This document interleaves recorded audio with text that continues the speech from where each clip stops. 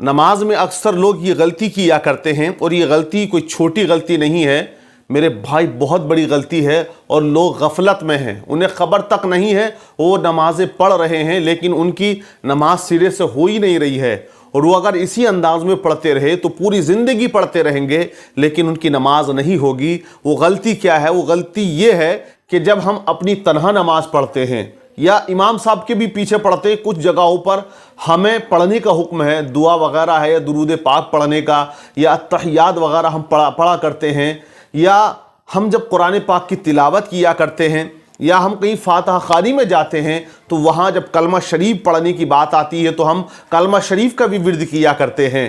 تو اکثر لوگ یہ غلطی کرتے ہیں کہ وہ اپنی آواز کو اتنی زور سے نہیں نکالتے یا اتنی بلندی سے نہیں پڑھتے کہ ان کے کان خود سن سکیں۔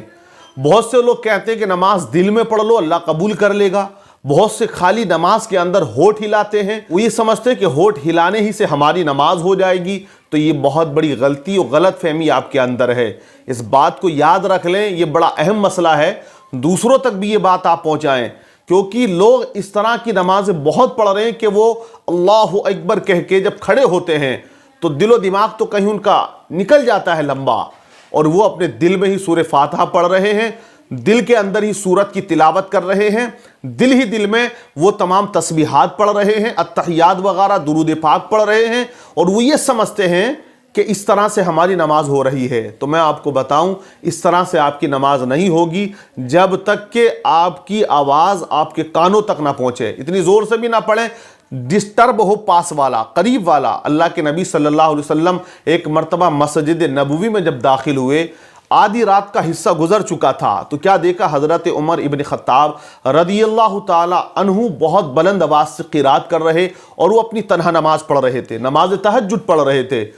دوسری جگہ پر حضرت صدیق اکبر رضی اللہ تعالی عنہ بھی نماز پڑھ رہے، لیکن آپ بہت زیادہ آہستہ پڑھ رہے کہ آپ کی آواز کوئی نہیں سن پا رہا تھا۔ تو نبی پاک صلی اللہ علیہ وسلم نے دونوں کو مخاطب ہو کے فرمایا، حضرت عمر کو بھی، حضرت ابو بکر صدیق رضی اللہ تعالیٰ عنہ کو، حضرت عمر رضی اللہ تعالیٰ عنہ سے ارشاد فرمایا آقا نے کہ آپ اتنی بلند آواز سے قرات کیوں کر رہے ہیں؟ تو حضرت عمر ابن خطاب رضی اللہ تعالیٰ عنہ عرض کرتے کہ حضور میں اس لیے بلند آواز سے قرات کر رہا ہوں کہ ہو سکتا ہے کہ میری قرات کو سن کر دوسرے لوگ جاگ جائیں اور وہ بھی عبادت میں مشغول ہو جائیں اور نماز پڑھنے لگیں۔ حضرت صدیق اکبر رضی اللہ تعالیٰ عنہ سے ارشاد فرمایا آقا کریم صلی اللہ علیہ وسلم نے کہ آپ اتنی آہستہ سے کیوں قرات کر رہے تھے؟ تو حضرت صدیق اکبر عرض کرتے ہیں آقا کہ میں آہستہ اس لیے قرات کر رہا تھا کہ اللہ اس بات پر قدرت رکھتا ہے، وہ قادر ہے کہ وہ میری آہستہ قرات بھی سن سکتا ہے۔ تو نبی نے ارشاد فرمایا اے عمر، آپ اپنی آواز کو ذرا پست کرو، اتنی بلند آواز سے قرات مت کیا کرو، آہستہ کرو۔ اور حضرت صدیق اکبر سے ارشاد فرمایا آپ تھوڑی اپنی آواز کو بلند کرو، آواز بڑھاؤ۔ مطلب یہ ہے کہ نماز کی حالت میں جب ہم نماز پڑھیں یا قرآن پاک کی تلاوت کریں تو اگر کوئی شور و شرابہ نہیں ہو رہا ہے تو اتنی آواز ہماری نکلنی چاہیے جس سے ہمارے کان اپنی آواز کو خود سن سکیں۔ لیکن حالات جو ہیں وہ یہی ہیں، آپ بھی جانتے ہیں اس بات کو، جو میرے بھائی دیکھ رہے ہیں وہ خود سمجھ لیں گے کہ ہم کیسے نماز پڑھتے ہیں۔ وہ پڑھ رہا ہے لیکن کھویا ہوا ہے دنیا کے اندر اور اس کو خبر نہیں ہے کہ اس کو قرات کتنی زور سے کرنا ہے۔ وہ چلا گیا قرآن شریف پڑھنے کے لیے لیکن پارا لے کر وہ بیٹھ جاتا ہے اور وہ صرف تلاوت کرتا ہے، تو اتنی آواز بھی اس کی نہیں نکل پاتی کہ وہ خود سن سکے۔ لیکن میں بتاؤں، اگر آپ نے قرآن شریف ہاتھ میں لے لیا، باوضو ہے، تو آپ کو دیکھنے کا بھی ثواب ملے گا، قرآن عظیم کو چھونے کا بھی ثواب ملے گا، لیکن پڑھنے کا آپ کو ثواب نہیں ملے گا، کیونکہ آپ نے اتنی بلند آواز سے قرات ہی نہیں کی کہ آپ کے کان سن سکیں۔ تو آپ کے کان سنیں، اتنی زور سے پڑھنا آپ پر لازم و ضروری ہے نماز کی حالت میں بھی۔ لیکن جب ہم نماز جماعت سے پڑھتے ہیں امام صاحب کے پیچھے تو قرات جب امام صاحب کرتے ہیں تو خاموش رہیں، لیکن جب ہم جاتے ہیں رکوع میں تو ہمیں سبحان ربی العظیم پڑھنا ہے۔ اتنی آواز تو ہمیں نکال لینی چاہیے کہ ہمارے کان سنیں۔ جب ہم جائیں سجدہ میں تو تسبیح پڑھیں تو اتنی آواز بلند آواز سے پڑھیں ہمارے کان سنیں۔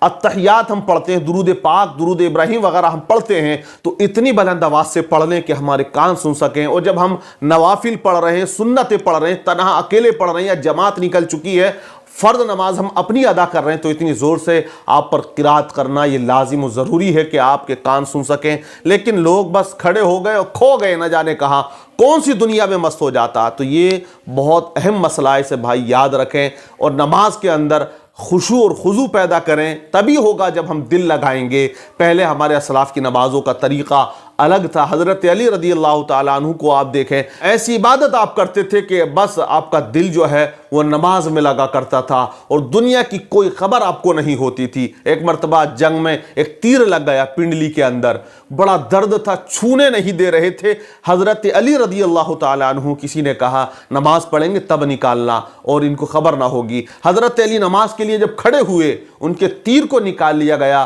نماز سے جب آپ فارغ ہوتے ہیں، آپ نے دیکھا کہ مصلی پر خون گرا ہوا ہے۔ آپ نے پوچھا لوگوں یہ خون کہاں سے آیا؟ تو لوگوں نے کہا حضرت ہم نے وہ تیر جو پنڈلی میں تھا اور جسے آپ چھونے نہیں دے رہے تھے، نماز کی حالت میں نکال لیا۔ حضرت علی فرماتے قسم ہے پیدا کرنے والے رب کی، مجھے ذرہ برابر بھی احساس نہیں ہوا۔ تو یہ نماز تھی حضرت علی کی۔ حضرت زین العابدین رضی اللہ تعالیٰ عنہ، امام حسین کے بیٹے، نماز پڑھ رہے ایک مکان کے اندر، آگ لگ گئی، لوگوں نے آگ کو بجھایا، پانی ڈالا، بہت شور و شرابہ ہوا، لیکن آپ بالکل اطمینان و سکون کے ساتھ نماز پڑھتے رہے۔ نماز سے فارغ ہوئے تو آپ نے فرمایا لوگوں سے مجھے کچھ شور و شرابے کی آواز آ رہی تھی، تو لوگوں نے کہا حضرت گھر میں آگ لگ گئی تھی اور ہم نے اس کو بجھا دیا اور آپ کو خبر نہ ہوئی۔ آپ نے فرمایا کہ میں نماز میں اس قدر مشغول تھا کہ مجھے آگ لگنے کی بھی خبر نہیں تھی اور جن لوگوں نے آگ کو بجھایا ان کی بھی کوئی خبر نہیں تھی۔ تو وہ لوگ ایسی عبادت کرتے تھے، آج ہم ایسی کرتے ہیں کہ جو اہم مسائل ہیں ان کو بھی ہم سیکھ نہیں پاتے، اسی لیے دل اور دماغ ہمارا بھٹکتا ہے۔ تو میرے بھائی پہلے آپ جو اہم مسائل ہیں ان کو جان لیں اچھے سے، اور اسی انداز میں جس انداز میں شریعت ہمیں حکم دیتی ہے نماز پڑھنے کا، آپ نماز پڑھیں، انشاءاللہ لطف آئے گا، مزہ آئے گا، دل و دماغ بھٹکے گا نہیں، آپ کا دل و دماغ صرف نماز میں لگا رہے گا۔ اللہ عمل کی توفیق عطا فرمائے۔